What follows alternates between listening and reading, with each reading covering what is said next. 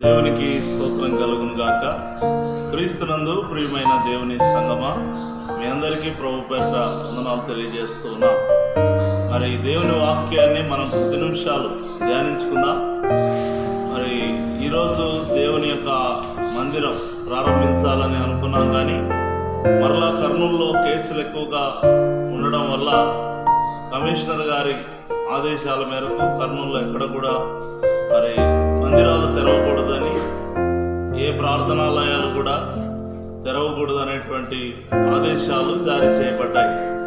కాబట్టి ఈ రీతిగా మరి ఈ యొక్క వాట్సాప్, ఫేస్బుక్, యూట్యూబ్ ద్వారా మళ్ళా మీ ఎదుటకు వస్తూ ఉన్నాం.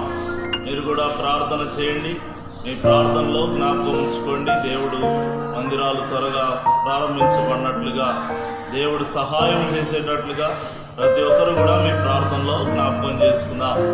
ప్రార్థన చేసుకుని వాక్య ధ్యానంలోనికి మనం వెళ్దాం. ప్రార్థన. పరిశుద్ధుడైన దేవ, జీవాధిపతి, సర్వశక్తివంతుడా, మీకే వందనములు, స్తోత్రములు చెల్లిస్తున్నాం నాయన. ఈ యొక్క పునరుద్ధాన ఆరాధన సందర్భంగా ఈ వాక్యాన్ని ఆయన వారి ఎదుట ఉంచుతుండగా ప్రతి ఒక్కరూ కూడా వారి జీవితాలను సరిచేసుకొని మేమందరం కూడా ఆత్మీయతలో ముందుకు నడిపించబడడానికి సహాయం చేయమని యేసు నామములో అడిగి పొంది ఉన్నాము తండ్రి, ఆమేన్. దేవుని వాక్యంలో నుండి యోహాను సువార్త 21వ అధ్యాయము 3వ వచనాన్ని మనం చదువుకుందాం. సీమోను పేతురు, నేను చేపలు పట్టబోదునని వారితో అనగా, వారు మేము కూడా నీతో వచ్చేదము అనిరి. వారు వెళ్ళి దోణి ఎక్కిరి, గాని ఆ రాత్రి ఏమీయో పట్టలేదు. ప్రియమైన వాళ్ళారా, దేవుని యొక్క వాక్యములో అపోస్తుడైన పేతురు ఇక్కడ తన పాత జీవితాన్ని తిరిగి ప్రారంభిస్తూ ఉన్నాడు. శిష్యులందరూ కూడా మీరు గమనించినట్లయితే పేతురు, ఆంద్రేయ వారిద్దరు మాత్రమే చేపలు పట్టేవారు. మిగతా వారందరూ కూడా ఆయా వృత్తులు చేసుకుంటున్న వారు, ఆయా పనులు చేసుకుంటున్నటువంటి వారు. అయితే ప్రియమైన వాళ్ళరా, యేసు ప్రభు మరణించిన తర్వాత తిరిగి లేచాడు. తిరిగి లేచి ఈ అధ్యాయంలో ఈ సంఘటన జరగడానికి ముందుగానే 2 సార్లు దేవుడు వారికి ప్రత్యక్షమయ్యాడు. ప్రత్యక్షమైన తర్వాత కూడా ఈ శిష్యులు వారు మునుపు దేవుడు వారికి అప్పగించినటువంటి బాధ్యతను మరచిపోయి, దేవుడు బాధ్యతను అప్పగించాడు. ఇదిగో మీరు వెళ్ళి సర్వలోకమునకు, సర్వ సృష్టికి నా సువార్తను ప్రకటించుడి అనే బాధ్యతను అప్పగించాడు. అయితే పరిశుద్ధాత్మ కొరకు వేచి ఉండండి అనేటువంటి మాట కూడా అప్పగించాడు. అయినప్పటికీ కూడా ఈ శిష్యులు గమనించండి, ఏమి చేయాలో తోచని పరిస్థితిలో ఉన్నారు. చాలాసార్లు మనము దేవుడు మనకు కొన్ని సూచనలు ఇచ్చినప్పటికీ కూడా, దేవుడు ఇలాగన జీవించండి, ఇలాగన బ్రతకండి, ఇలాగన ఉండండి అని చెప్పినప్పటికీ కూడా మనం చాలాసార్లు సంకుచితంగా ఉంటాం. అంటే దేవుడు చెప్పినదంతా తెలిసి కూడా ఏదో చేయాలి అనే ఆలోచనలో మనం ఉంటాం. శారీరకమైన తలంపులతో మనం ఉంటాం. ఇక్కడ కూడా శిష్యులు వారి ఆత్మీయ గురిని, గమ్యాన్ని మరచిపోయారు. మేము శిష్యులము కదా, మేము యేసయ్యను వెంబడిస్తూ మా జీవితాన్ని యేసయ్య కొరకు సమర్పించుకున్నాం కదా అనే విషయాన్ని వారు పూర్తిగా మరచిపోయారు. ఇప్పుడు పేతురును అంటిపెట్టుకొని ఉన్నారు. ప్రియమైన వాళ్ళరా, యేసయ్యను వదిలేసి మనుషులను అంటిపెట్టుకొని ఉంటే మనకేమీ రాదు. ఇక్కడ ఇప్పుడు దాకా యేసయ్య నాయకత్వంలో ఉన్న వీరు ఆకస్మికంగా పేతురు నాయకత్వంలోకి వెళ్ళిపోయారు. ఇది చాలా పొరపాటు. మనం చూడండి, లోకములో ఎంత గొప్ప సాక్షి సమూహం ఉన్నా కూడా, ఎంత గొప్ప భక్తులు ఉన్నా కూడా, ఎంత గొప్ప పాస్టర్స్ ఉన్నా కూడా, మనం వెంబడించాల్సింది యేసయ్యను. మనం ప్రేమించాల్సింది, మనము ముఖ్యంగా గురిగా ఎంచుకోవాల్సింది యేసయ్యను అనేది మనం జ్ఞాపకం చేసుకోవాలి. ఎబ్రీ పత్రిక 12వ అధ్యాయం 1వ వచనం రాయబడింది, ఇంత గొప్ప సాక్షి సమూహము మేఘం వల్లే ఆవరించి ఉన్నందున గమనించండి, మనము సులువుగా చిక్కులు పెట్టు ప్రతి పాపమును, ప్రతి భారమును విడిచిపెట్టి యేసు వైపు చూస్తూ ముందుకెళ్ళాలి అని రాయబడింది. ఆ సాక్షి సమూహం వైపు కాదు. ఇక్కడ పేతురు చెప్పిన మాటకు వీరు లోబడుతున్నారు. యేసయ్య చెప్పిన మాటకు వారు పడుతున్నారు. పేతురు అంటున్నాడు, చేపలు పట్టబోతున్నాను. మీరు చూడండి, అతను చెప్తున్న మాట ఎంత విచిత్రంగా ఉందంటే, చేపలు పడదాము రండి అనేటువంటి మాట చెప్పడం లేదు. ఒక రకంగా పేతురు ఏమంటున్నాడంటే, నేను చేపలు పట్టడానికి వెళ్తున్నాను, మరి మీ సంగతి ఏంటో నాకు తెలియదు అన్నట్టుగా మాట్లాడుతున్నాడు. ఒక నాయకుడు ఎప్పుడైనా కూడా మరి అందరినీ కలుపుకొని ముందుకు వెళ్తాడు. యేసయ్య ఎప్పుడైనా కూడా అందరినీ కలుపుకొని తీసుకుని వెళ్ళాడు. ఎక్కడికైనా సరే యేసయ్య వెంట వారు ఉన్నారు అనేటువంటిది మనం జ్ఞాపకం చేసుకోవాలి. కానీ వారి సొంత పనుల్లో వారు మరి ఏ రీతిగా వారు మాట్లాడుతున్నారో చూడండి. సీమోను పేతురు అంటున్నాడు, నేను చేపలు పట్టబోవచ్చు ఉన్నాను, నేను వెళ్తున్నాను, మీ సంగతి ఏంటో నాకు తెలియదు అన్నట్టుగా మాట్లాడుతుంటే, వారు కూడా గురి గమ్యము లేని వారిగా పేతురు వైపు చూసి అంటున్నారు, మేము కూడా నీ వెంట వస్తాం. వారిని దేవుడు ఎందుకు పిలిచాడు? పేతురుతో పాటు చేపలు పట్టడానికి పిలిచాడా? సేవ చేయడానికి పిలిచాడు. దేవుని యొక్క స్వార్థను ప్రకటించడానికి పిలిచాడు. ప్రియమైన వాళ్ళారా, ఈరోజు దేవుని వాక్యం వినిచిన మీ అందరికీ కూడా నేను తెలియజేస్తున్నాను, దేవుడు మిమ్మల్ని ఎందుకు పిలిచాడు అనేది మర్చిపోయి మీరు ఇంకేదో చేస్తున్నారేమో. దేవుడు మిమ్మల్ని పిలిచిన పిలుపుకు తగినట్లుగా మీరు ఒకవేళ జీవించలేకపోతున్నారేమో. దేవుడు ఈరోజు మీతో సూటిగా మాట్లాడుతున్నాడు. మిమ్మల్ని దేవుడు పిలిచిన రీతిని మీరెప్పుడు కూడా మరవద్దు. ఆ పిలుపుకు తగినట్లుగా మీరు జీవించడానికి మీరు ప్రయత్నం చేయండి. అందుకే మీరు చూడండి, పేతురు వెంట వెళ్ళారు కానీ వారు ఆ రాత్రి ఏమీ కూడా పట్టలేదు. వారి చేతులు నిష్ఫలముగా ఉన్నాయి. వారి యొక్క పని గమనించండి, ఫెయిల్ అయిపోయింది. దేవుని నుంచి వేరైపోతే, దేవుని నుండి దూరం అయిపోతే, దేవుని చిత్తానికి వేరుగా జీవిస్తే మీరేమీ కూడా సాధించలేరు అనేది ఖచ్చితంగా నేను తెలియజేస్తున్నాను. కాబట్టి దేవుడు తెలియజేస్తున్నాడు, ఎవరైతే మరి నా నుండి వేరవుతారో వారు ఫలించలేరు, నాకు అంటుకట్టబడి ఉంటారో వారు బహుగా ఫలిస్తారు. ఆయన నిలిచిండు మీరు బహుగా ఫలిస్తారు అని దేవుని వాక్యము తెలియజేస్తుంది. ప్రియమైన వాళ్ళారా, ఒక కొమ్మ చెట్టు నుండి వేరైన తర్వాత, ఒక కొమ్మ నరికి వేయబడిన తర్వాత, ఒకవేళ అది కొన్ని రోజులు, ఒక 2-3 రోజులు, 4-5 రోజులు అది పచ్చగా కనిపించవచ్చునేమో, కానీ ఆ చెట్టు నుండి వేరైన కారణంగా అది ఏదో ఒక రోజు ఏమైపోతుంది చెప్పండి, ఎండిపోక తప్పదు. ఖచ్చితంగా దేవుడు ఒక ఉద్దేశంతో మనల్ని పిలిచాడు. మనం తెలిసిన వాడితో, మన జ్ఞానవంతులు మనం అనుకొని మనం జీవించడం సరిగా. ఒకసారి ఒక ఓడలో ఒక పండితుడు వెళ్తా ఉన్నాడంట. వెళ్తా ఉంటూ అతనికి చాలా గర్వం ఎక్కువ. నాకంతా తెలుసు, నేను జ్ఞానవంతుడిని అనేటువంటి తలంపులు గలవాడు. ఆ ఓడ నడిపేటువంటి వ్యక్తిని చూసి కొద్దిసేపు అయిన తర్వాత వాడిని ఎలాగైనా కించపరచాలి. ఈ పండితుడి పని ఏంటంటే, నాకంతా తెలుసు, నా చుట్టూ ఉన్న వారికి ఏమీ తెలియదని చెప్పి ఆ పడవ నడిపేవాడితో, అరే నీకు ఖగోళ శాస్త్రం తెలుసా అన్నాడు. అంటే నాకు పెద్దగా తెలియదండి, నాకెందుకు తెలుసండి, నేనేదో ఓడ నడుపుకునేవాడినండి. అంటే అరే నీ జీవితము పావుభాగము వెళ్దాం రాను, ఏం తెలుసు నీకు నీ జీవితానికి అని అన్నాడు. సరే ఇంకా కొంచెం ముందుకు వెళ్ళిన తర్వాత, భూగోళ శాస్త్రం తెలుసా నీకు అన్నాడంట. అంటే నాకు అది కూడా తెలియదండి, నేను ఓడ నడుపుకునేవాడిని, నాకు అవన్నీ అక్కడ తెలుసు అని ఆ గురువు గారు అని అన్నాడు. తర్వాత ఇంకా కొంచెం ముందుకు వెళ్ళిన తర్వాత, అరే నీకు భౌతిక శాస్త్రం అన్నా తెలుసా అన్నాడంట. లేదండి, నాకు అది కూడా తెలియదండి, నన్ను అడగొద్దండి దయచేసి గురువు గారు. అంటే ఎందుకు పుడతారా మీలాంటి వాళ్ళు ఏమీ తెలియకుండా, ఏం లాభంలో మీలాంటి వాళ్ళ వల్ల అని అతన్ని కించపరిచి తను ఆనందిస్తూ ఉన్నాడు అన్నమాట. నాకెన్నో శాస్త్రాలు తెలుసు, నాకు అనేకమైన శాస్త్రాలు నేను ఆరితోరినోడిని అని చెప్పి గొప్పలు చెప్పుకుంటా ఉన్నాడు. ఆ సమయంలో సడన్ గా ఆ ఓడ మరి ఒకలాంటి గాలి వచ్చి ఒకలాంటి తుఫాను మొదలవుతా ఉన్నట్లుగా ఆ పరిస్థితి ఏర్పడింది. ఓడ ఇటు అటు కదులుతా ఉంది. ఇప్పుడు పండితుడు భయపడిపోతా ఉన్నాడు.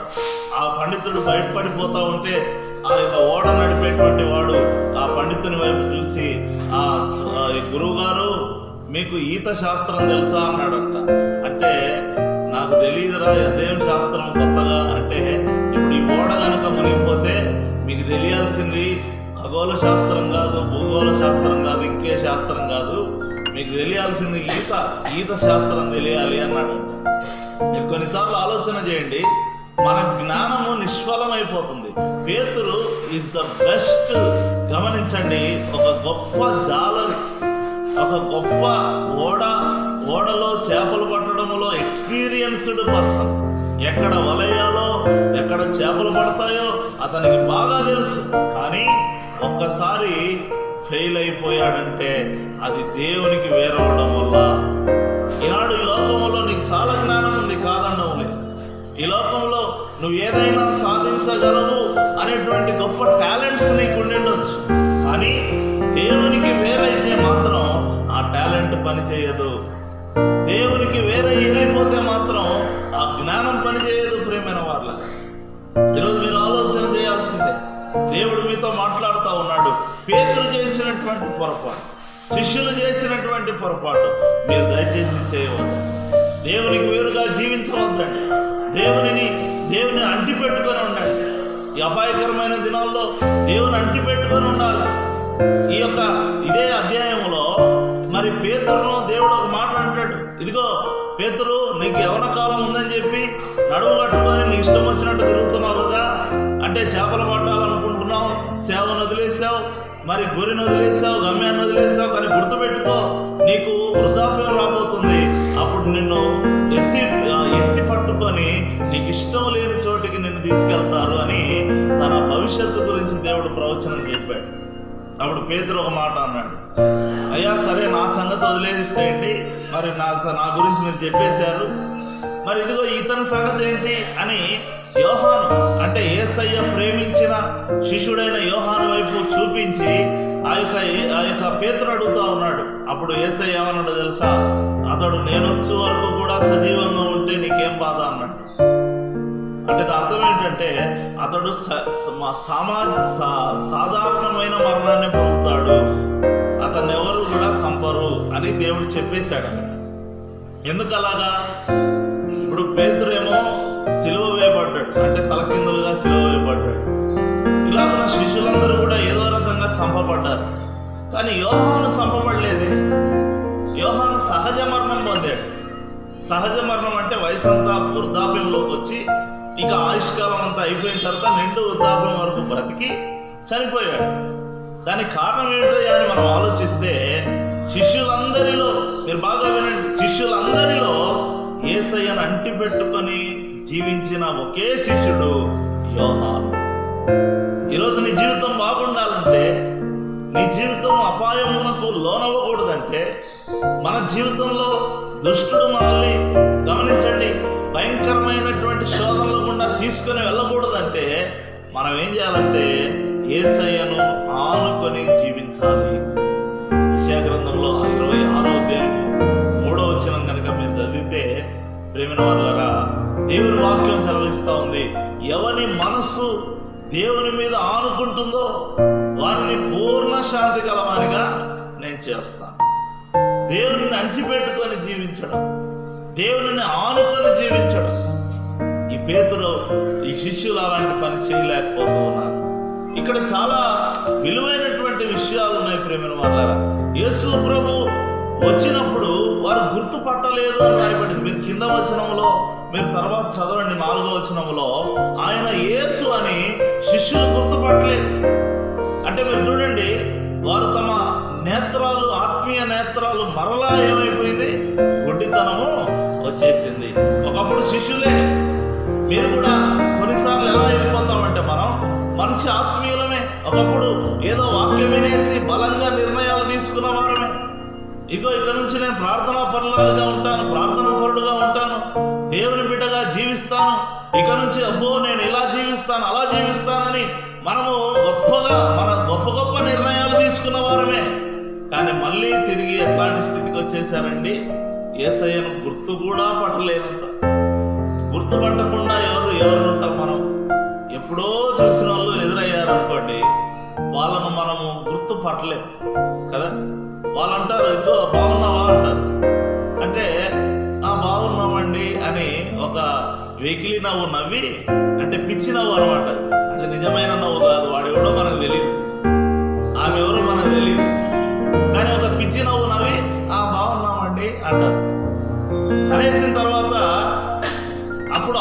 వ్యక్తికి అర్థమైపోతుంది, నీకు నేను గుర్తులేనమాట, నన్ను గుర్తుపట్టావా అంటే మన ముఖంలోనే తెలిసిపోద్ది మనం వాళ్ళను గుర్తుపట్టలేదని.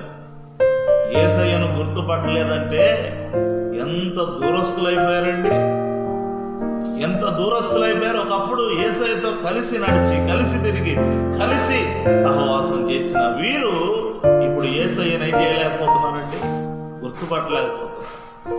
ఈరోజు నీ జీవితం అలాగే ఉందేమో. ఒకప్పుడు ప్రార్థనలో బాగా గడిపావు, ఒకప్పుడు దేవుని వాక్యాన్ని బాగా విన్నావు, ఒకప్పుడు దేవునితో సహవాసం చేశావు. ఈ 3 నెలలు లాక్డౌన్ వల్ల, ఈ 3 నెలలు ఈ యొక్క కరోనా వైరస్ వల్ల మందిరానికి రాకపోవడం వల్ల యేసయ్యను గుర్తుపట్టలేని పరిస్థితికి వెళ్ళిపోయావా? యేసయ్య అంటే ఏమిటో నాకు తెలియదన్నంతగా మళ్ళీ పాపాలు చేస్తున్నావా? ఈరోజు దేవుడు నీతో సూటిగా మాట్లాడుతున్నాడు. యేసయ్య నీతోనే ఈ యొక్క మాటను తెలియజేస్తున్నాడు. దేవుడు ఆశిస్తున్నది ఒకటే, ఈయన ప్రభువు, ఈయన నా దేవుడు అని గుర్తుపట్టేటువంటి క్షణాలు రావాలి. ప్రియమైన వాళ్ళారా, దేవుడు ఈరోజు తెలియజేస్తున్నాడు. అందుకే యేసయ్య వారిని ఏమీ అనలేదు. మీరు ఆలోచన చేయండి, యేసయ్య వారి యొక్క బలహీనతను ఆయన గద్దించలేదు. యేసయ్య వారి బలహీనతను ఎప్పుడు కూడా గద్దించలేదు. యేసయ్య పునరుద్ధానుడై తిరిగి లేచిన తర్వాత వారు తలుపులు వేసుకొని లోపల దాక్కున్నారు భయపడి. అలా దాక్కున్న సమయంలో యేసయ్య లోపలికి వెళ్ళిన తర్వాత, మీరందరూ కూడా నన్ను సిలువ వేస్తుంటే పారిపోయారు, మీలాంటి వాళ్ళు శిష్యులుగా ఉన్నందుకు నేను బాధపడుతున్నాను అనేటువంటి మాటలన్నీ అనలేదు. కానీ యేసయ్య గదిలోకి ప్రవేశించి ఒకటే మాట అన్నాడు, మీకు సమాధానము కలుగునుగా, మీకు సమాధానం కలగాలి, మీరు భయపడొద్దండి. యేసయ్య ఎలాంటి వాడంటే నీ బలహీనతను చూస్తాడు కానీ ఆ బలహీనతను గురించి ఆయన మాట్లాడాడు. ఎందుకంటే మనం బలహీనులమని ఆయనకు తెలుసు. మనము స్వతహాగా మన పుట్టుకే బలహీనమైనది, మనం నరమాతులము, పాపములో పుట్టిన వారము, పాపములోనే తల్లి గర్భము ధరించబడినటువంటి వారు. కానీ దేవుడు మనలను ప్రేమిస్తూ ఉన్నాడు. ప్రేమైన వాళ్ళారా, ఇందులో మరొక మాట మనం చూసినట్లయితే ఇక్కడ చూడండి, యేసయ్య వారి దగ్గరికి వచ్చాడు, వారి ఓడలోనికి ఎక్కాడు, కుడివైపు వల వేయండి అన్నాడు. వల వేశారు, వల నిండా చేపలు పడ్డాయి. పడిన తర్వాత వారు ఒక చోట కూర్చొని భోజనము చేస్తూ ఉన్నారు. ఇక్కడ మనం చూసినట్లయితే, మీరిప్పుడు పట్టిన చేపలు తీసుకొని రండి అని చెప్పిన తర్వాత వారు ఆ యొక్క చేపలను తీసుకొని వచ్చారు. వారు చేపలను తీసుకొని వచ్చిన తర్వాత వాళ్ళు గమనించిన విషయం ఏంటంటే, విస్తారమైన చేపలు పడినా కూడా, ఈ విషయాన్ని కూడా మీరు బాగా వినాలి, వల పిగిలిపోలేదు.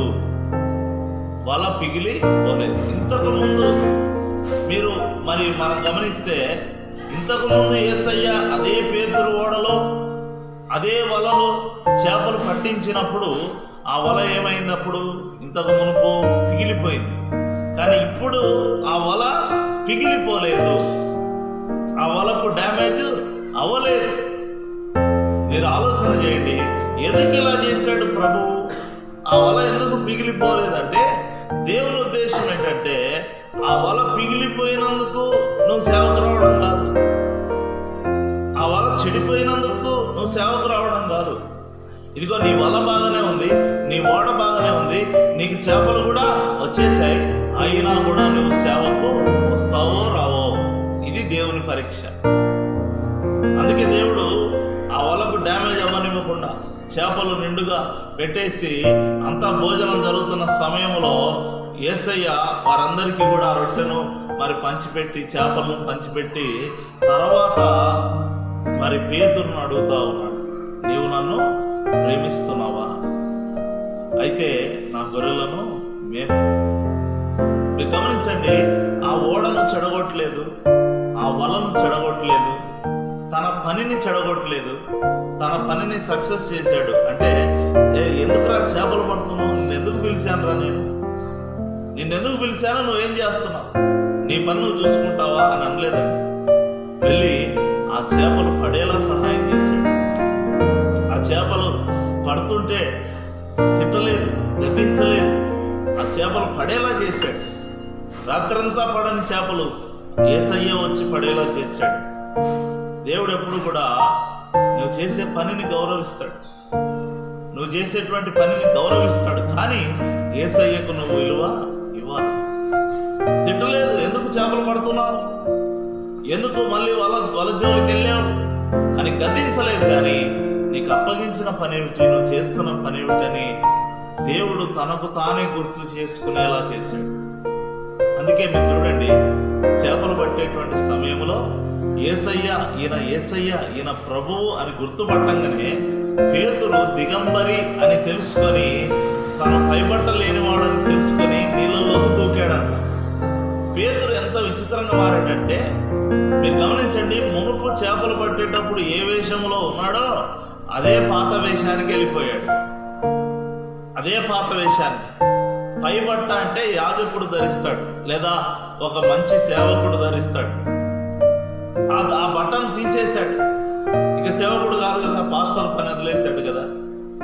ఇప్పుడు చేపలు పట్టడానికి వెళ్ళిపోతా ఉన్నాడు పూర్తిగా. అంటే నేను శిష్యుణ్ణి, నేను సేవకుణ్ణి, నేను యేసయ్య కొరకు జీవించిన వాడిని అనడానికి ఉన్న ప్రతి ఒక్క సూచనలు తన దేహం మీద నుండి తీసేశాడు. మనం కూడా చాలా మందిని నేను చూస్తాను, కొంతమందిని నేను యేసయ్య బిడ్డను అనడానికి ఉండే గుర్తులన్నీ తీసేసి మనం ఎట్లా వెళ్ళిపోతాం లోకంలోని కంటే.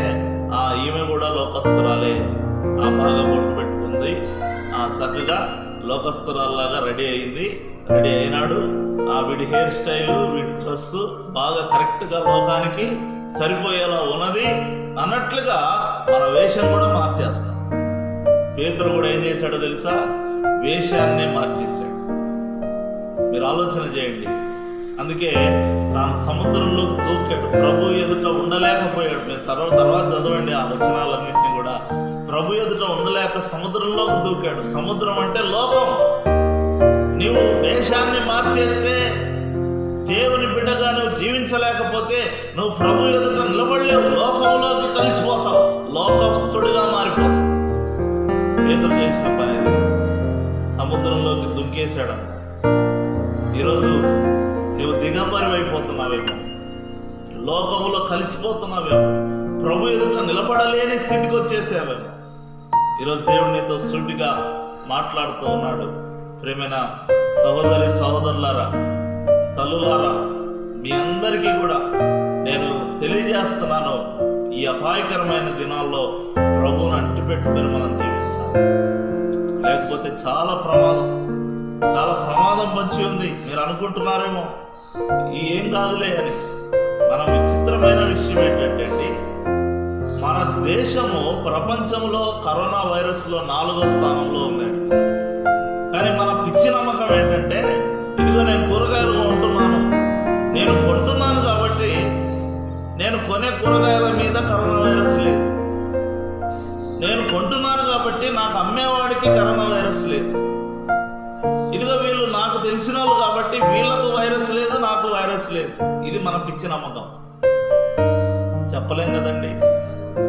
మీరు ఆలోచన చేయండి. ఒక అతను తన కరోనా వైరస్ వచ్చింది, తర్వాత బాగా అయ్యాడు. తాను చెప్తా ఉన్నాడు, నేను ఎక్కడికి వెళ్ళేవాడిని కాదు, నాకు ఏ చెడు అలవాట్లు లేవు, నాకు పెద్దగా స్నేహితులు కూడా ఎవరు లేరు, నాకు ఒకటే కుమార్తె, భార్య, చిన్న కుటుంబము, చాలా డీసెంట్ ఫ్యామిలీ మాది. మరి ఎక్కడి నుంచి నాకు కరోనా వైరస్ వచ్చిందో అని ఆలోచన చేస్తే, మార్కెట్కి వెళ్ళాను, మార్కెట్లో కూరగాయలు తెచ్చుకొని అన్ని జాగ్రత్తలు తీసుకున్నాను, మాస్క్ పెట్టుకున్నాను, శానిటైజర్ పూసుకున్నాను, అన్ని జాగ్రత్తలు తీసుకున్నాను. కానీ నాకు తెలిసి ఆ కూరగాయల్లో నుంచి కానీ, లేదా నేను తీసుకున్న నోట్లలో నుంచి కానీ వైరస్ నాకు సోకింది అని నేను నమ్ముతున్నాను. ఇదే పరిస్థితి నాది అని చెప్పాడు. మీరు చూడండి, దేవుడు ఈరోజు తెలియజేస్తున్నాడు, నువ్వు ఎన్ని జాగ్రత్తలు తీసుకున్నా నీకు కరోనా వైరస్ రాకుండా ఉండాలంటే యేసయ్య కృప నీకు తోడుగా ఉండాల్సిందే. ఇది ఇంకా పెరిగిపోతా ఉంది, కేసులు పెరిగిపోతా ఉన్నాయి. ఒకప్పుడు అనుకున్నాం ఎక్కడో చైనాలో ఉందంట కదా అని అనుకున్నాం. తర్వాత అనుకున్నాం ఇండియాలో కూడా ఎక్కడో హైదరాబాద్లో వచ్చిందంట కదా అనుకున్నాం. తర్వాత అనుకున్నాం కర్నూలులో ఒక కేసు ఉందంట కదా అని అనుకున్నాం. తర్వాత అనుకున్నాం అబ్బో మన శ్రీనగర్లో కూడా ఒకరికి వచ్చిందంట కదా, ఇద్దరికి వచ్చిందంట కదా అనుకున్నాం. తర్వాత మళ్ళీ ఏమనుకున్నాం, శ్రీనగర్లో 30 మందికి వచ్చిందంట కదా అనుకున్నాం. మరి ఇవన్నీ ఆలోచిస్తున్నప్పుడు దేవుని స్తుతించాలా లేదా? నాకు రాలేదు కదా, దేవుడు నన్ను కాపాడాడు కదా, ఇంత దగ్గరగా వచ్చిన అపాయం నా దాకా రాకుండా దేవుడు నన్ను రక్షిస్తున్నాడు కదా అనే చిన్న కృతజ్ఞత, యేసయ్యను అంటిపెట్టుకొని ఉండే జీవితం, యేసయ్యతో కలిసి నడిచే జీవితం మీరు జీవించాలని నేను ఆశిస్తున్నాను. రేపేం జరుగుతుందో మనకు తెలియదు. ఈ యొక్క కనిపించని వైరస్ ఎటువైపు నుండి ఎటువైపు వెళ్తుందో మనకు తెలియదు. ఇప్పటికే దేశం వదిలేసింది. మీరు ఏమైనా కాండి, దేశ ఆర్థిక వ్యవస్థ నాశనం అయిపోతుంది. మిమ్మల్ని వదిలేయాల్సిందే, ఇంకా వేరే గత్యంతరం లేదు. కాబట్టి మీరే చూసుకోండి, మీరు బతుకుతారో చస్తారో మీ ఇష్టం అన్నట్టుగా లాక్డౌన్ వదిలేశారు. ఇప్పుడు అందరూ కూడా విచ్చలవిడిగా బయట తిరుగుతూ ఉన్నారు. అందుకే రోజుకి 1000 కేసులు, 10,000 కేసులు అండి, 1000 కేసులుగా రోజుకి మరి ఇన్ని కేసులు పెరుగుతూ ఉన్నాయి. మీరు ఆలోచన చేయండి, కేవలము 400 కేసులు ఉన్నప్పుడు, దేశం అంతట్లో 400 కేసులు ఉన్నప్పుడు విపరీతంగా లాక్డౌన్ పెట్టారు. కానీ ఇప్పుడు రోజుకు 10,000 కేసులు పెరుగుతుంటే కూడా మీ ఇష్టం వచ్చినట్టు తిరగండి అని వదిలేశారు. అంటే దేశము కూడా, ప్రభుత్వము కూడా మనల్ని ఏం చేసింది, వదిలేసింది, చేతులు ఎత్తేసారు. మీరు ఆలోచన చేయండి, మీరు దయచేసి గమనించండి, దేవుని మీద ఆధారపడండి. యోహాను లాగా మీరు తప్పించబడతారు. యోహాను యేసయ్యను అంటిపెట్టుకొని ఉన్న శిష్యుడు. మీరు కూడా మరి దేవుని యొక్క బిడ్డలుగా జీవించి సహజ మరణం పొందాలంటే, మీకు మంచి ఆయుష్కాలం మనకు రావాలంటే యేసయ్యను ఆనుకొని జీవిద్దాం. ప్రార్థన చేసుకుందాం. పరిశుద్ధుడా, జీవగల తండ్రి, ఈ వాక్యం ద్వారా నీ బిడ్డలతో మీరు మాట్లాడినందుకు వందనాలు, మమ్మల్ని బలపరిచినందుకు వందనాలు. యోహాను సువార్త 21వ అధ్యాయంలో నుండి కొన్ని విషయాల ద్వారా మాతో ముచ్చటించి బలపరిచినందుకు వందనాలు చెల్లిస్తూ, అనేకులకు ఈ వాక్యం రీచ్ అవునట్లు సహాయం చేయమని యేసు నామములో అడిగి పొంది ఉన్నాము తండ్రి, ఆమేన్. తండ్రి, కుమార, పరిశుద్ధాత్మ ఏక దేవుని దీవెన, సహవాసము, సన్నిధి ఈ వాక్యం వినుచున్న ప్రతి ఒక్కరికి, సంఘం అంతటికి తోడయుండి, ఈ కరోనా వైరస్ రాకుండా, ఏ అపాయం రాకుండా ప్రతి విషయంలో తోడుగా ఉండి భద్రపరిచి బలపరిచి నడిపించును గాక. ఆమేన్, ఆమేన్, ఆమేన్. దయచేసి గమనించండి, మరి మందిరం ఎప్పుడు ప్రారంభిస్తామనేది ప్రభుత్వ ఆదేశాలను బట్టి మేము మరలా మీకు తెలియజేస్తాము. కాబట్టి దయచేసి మీ గృహాల్లో నుండి బలంగా ప్రార్థన చేయండి. బల తీసుకునేటప్పుడు చాలా నమ్మకంగా బల తీసుకోండి. మరి ఆత్మీయంగా మరి జీవించండి. ఆత్మీయ విలువలను మీరు తొలగించుకోవద్దు. మీ కొరకు ప్రతిరోజు కూడా నేను మరి సంఘము, ప్రేయర్ వారియర్స్ కూడా ప్రార్థన చేస్తున్నాము. మీరు కూడా ప్రార్థన చేసుకోండి.